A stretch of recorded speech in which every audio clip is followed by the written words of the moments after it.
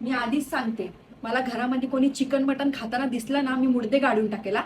बाहेर खायचं, बाहेर मरायचं, बाहेर गिळून यायचं, घरामध्ये नाही बनवायचं अजिबात. श्रावण महिना चालू आहे, मी आत्ताच सांगते. तू आजच गिळून आलायस?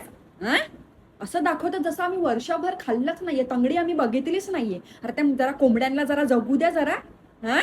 केस कापायला चाललाय तर अजिबात नको जाऊ, अजिबात नको जाऊ. मी तुला काय म्हंटलेलं, श्रावण संपेपर्यंत दाढी नाही करायची आणि केस नाही कापायचे. बोकडा आणि वाढेल ना, वाढू दे वाढू दे. तसं पण काही चवना धाव तुझ्या तोंडाला. मी आधीच सांगितलेलं पप्पाने तुला, तुम्ही बाहेर करून या, श्रावणच्या आधी करून या, दाढी बिडी टकलं बिकलं करून या, नंतर केस वाढतात. आता ही एवढी मेथी निवडून ठेवली आहे, ही कोण खाईल? बाजूवाल्यांना देऊ, त्यांना बोलतो तुम्ही फोडणी द्या, तुम्ही खा. स्वतः आधीच गिळून आलेत बाहेर. काय हे घासपूस आहे? घासपूस आहे. याच्यामध्ये एवढं प्रोटीन आहे ना, तेवढं कशामध्ये नाही. समजलं काय तुम्हाला?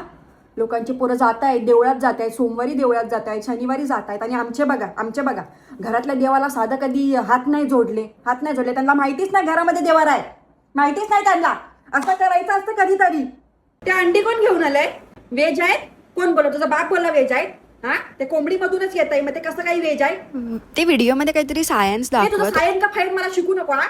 मला शिकवायचं नाही काय. ते घेऊन जायचे बाहेरचे अंडे, मी फोडून टाकेन सगळं. क्या भाभी, तुमरे का पोरगा पाळ्या क्या? श्रावण पाळ्या?